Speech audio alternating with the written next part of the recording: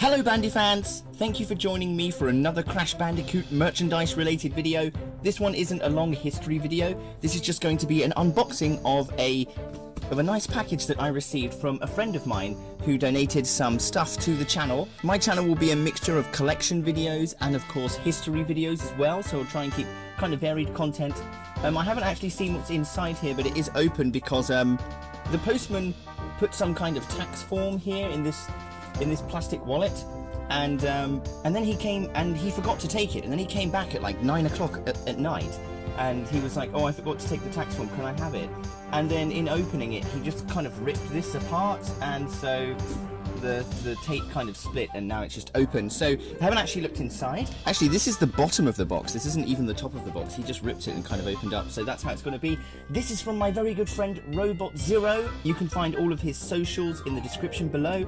He's a really good friend of the channel, and he's actually been featured in the channel a few times before. So thank you very much, Robot. I'm very excited to see what's in here. I mean, I already have an idea of what's in here because we spoke about it. But yeah, let's just get cracking. Let's see what we've got. Well, that was kind of easy. Nothing's, What's this? Oh, I see. So it's interesting packing style. So it's kind of a red bubble wrap wrapped around a bag. What do you call this? A freezer bag? And then there's a bunch of Crash stuff in here. You may notice it's mainly ReSaurus Crash Bandicoot stuff in here.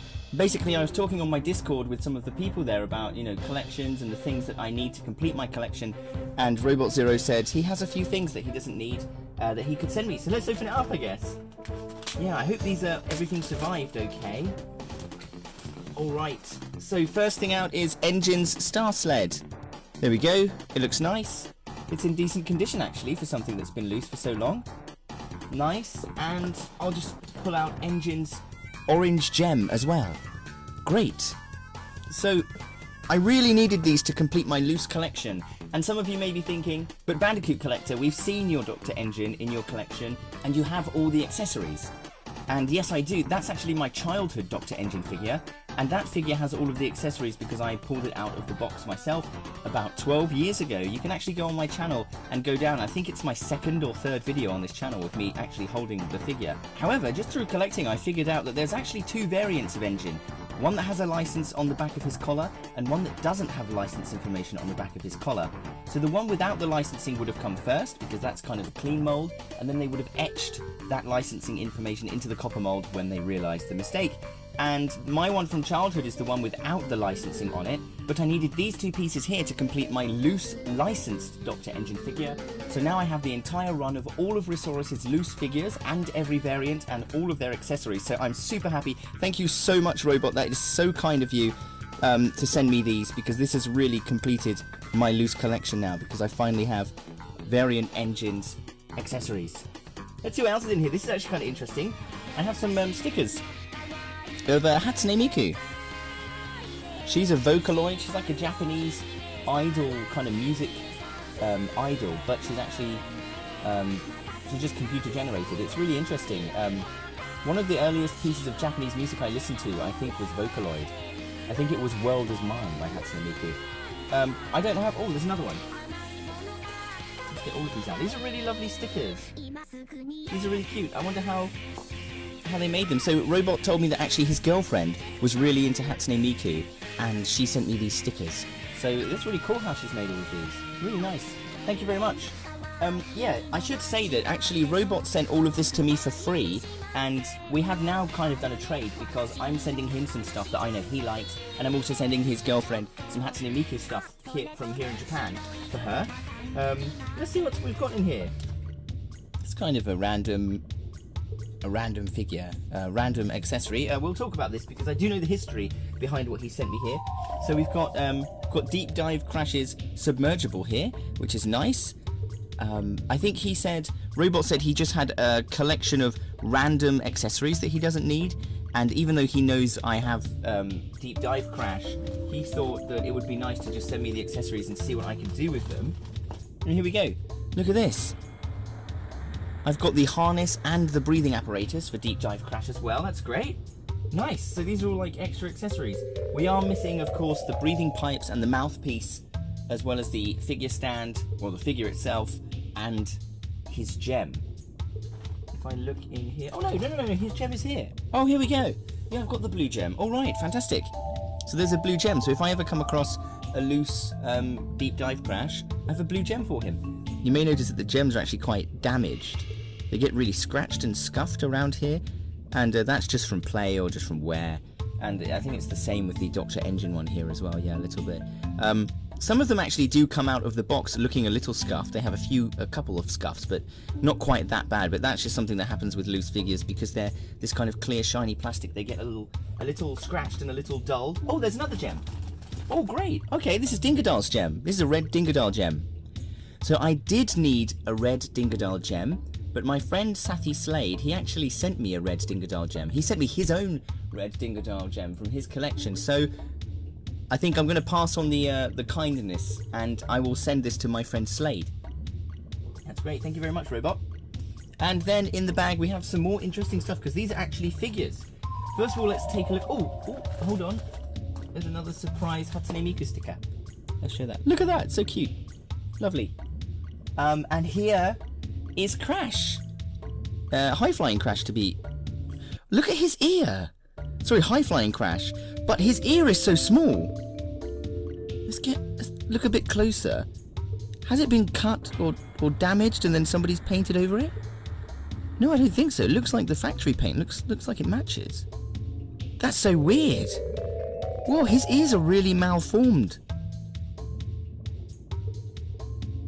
So I actually just this minute messaged my good friend Kenneth Lilly, who of course designed these figures, and he said this happens when there's some kind of malforming of the plastic in the mold and it doesn't quite go through the mold, and so the ear is super short, and he said this one should have been pulled off.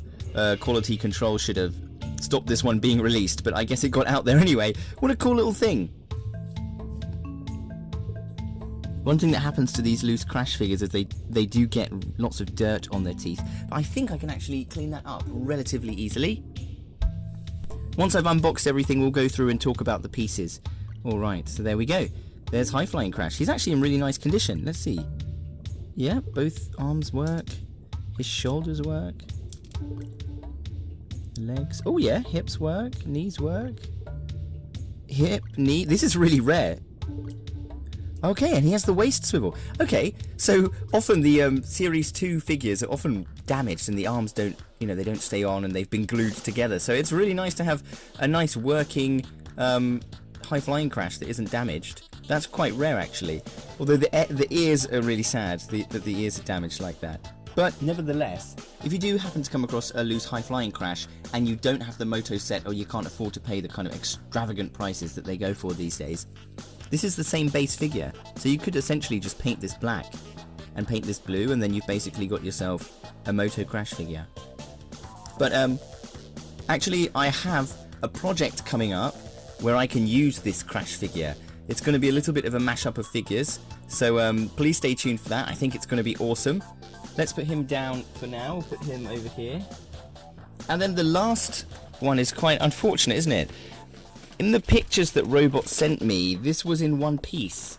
So I'm not sure if he's kind of been broken in transit. But this is, of course, Dr. Entropy. But he's damaged. Yeah, he's fallen apart. Oh, no. It actually gives you a good opportunity to see the inner workings of Dr. Entropy. So that's his legs, which even without his heavy body on, don't stand up. Dr. Entropy's, this is the system for the arms. Basically, this pivots up and down when it's inside, and then it goes that way. So it's very, very simple, isn't it? There we go, there's one arm. And this is my favourite arm, which is his robot kind of claw hand. Really cool. His fingers are a little bit bent out of shape, but with some steaming we can put those back. Very nice. And then we have Entropy's... Should we show his head first? Here's Dr. Entropy's face. Decapitated Dr. Entropy.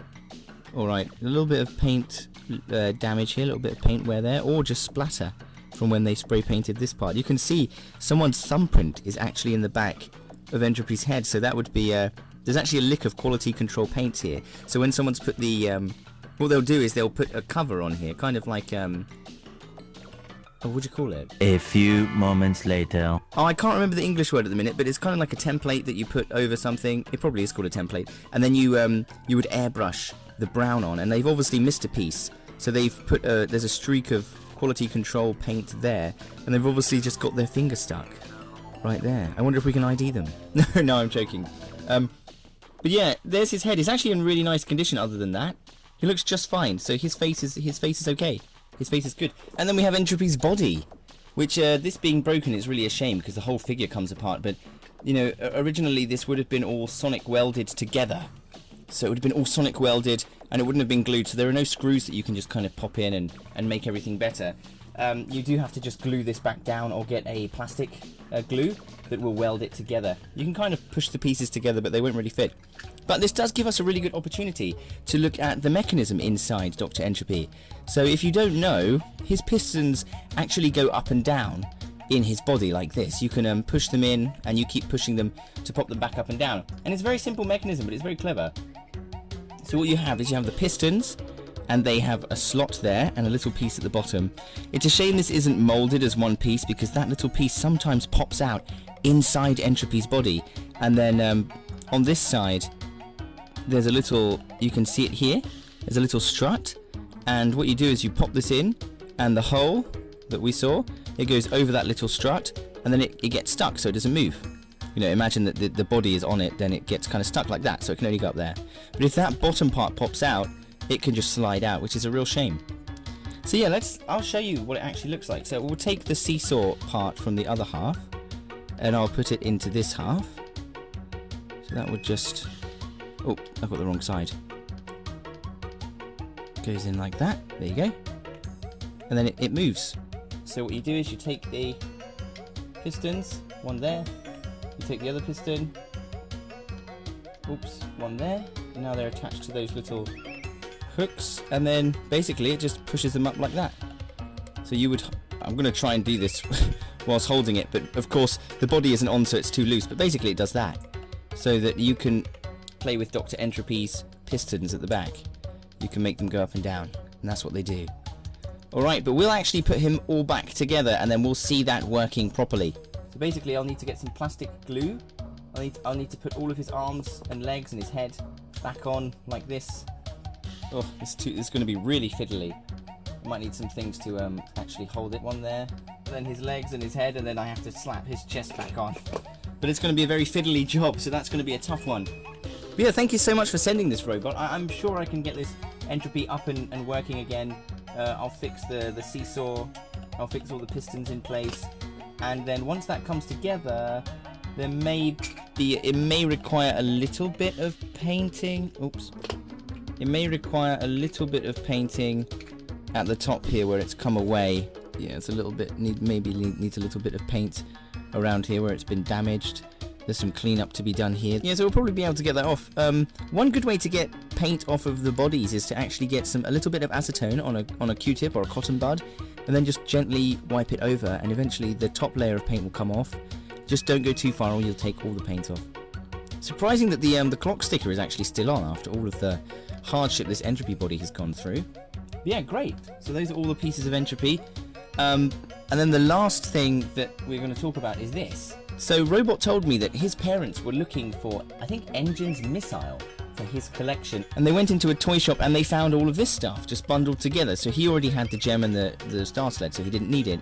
And Dr. Entropy didn't have his weapon, but instead he was holding on to this. So I guess probably the kid who originally owned these lost Entropy's tuning fork, which looks like this, and instead decided to give Entropy this little weapon, which kind of approximates the tuning fork. It's a little bit small, but it's not bad. It's not bad. But we won't be using this. I'm not sure what this is for. If you do recognize this, let me know what it is. It looks like it's got slots, so it might have been attached to or fired out of something, and it's got a little... That looks like it pushes in something, so probably gets attached like that. Not sure what it is, but maybe we can use it as set dressing. So yeah, we got lots of great stuff here. We got a whole Entropy figure to put together. We've got some accessories for the deep dive crash. We've got a lovely high-flying crash with strange ears that we will actually be able to use for another project where I'm going to customize him. And then we've got the N.Gin sled and all of the gems. We've got the gems here. which I really needed. So completing my loose figure run is amazing. Thank you so much, Robot. You've been so much great help. This is really awesome. So yeah, that was just a little unboxing so that you guys know what's coming into my collection, and you can get some kind of like, you know, Crash Bandicoot content update. I'm not sure if this really interests anybody except me, but I personally just like watching people play with and talk about the action figures that I like, and so hopefully I'm making that content for people that like Crash figures. So stay tuned for some upcoming videos, and we'll see what we can do with all these parts. If you made it to the end, thank you so much for watching this video. The socials of everyone I mentioned in this video will be in the description, so please check them out. Also, please consider liking the video, subscribing to my channel, joining our Discord, and following me on Instagram and Twitter for even more rare Crash Bandicoot merchandise. Hit subscribe! And don't forget to press the bell icon, you miserable bandicoots!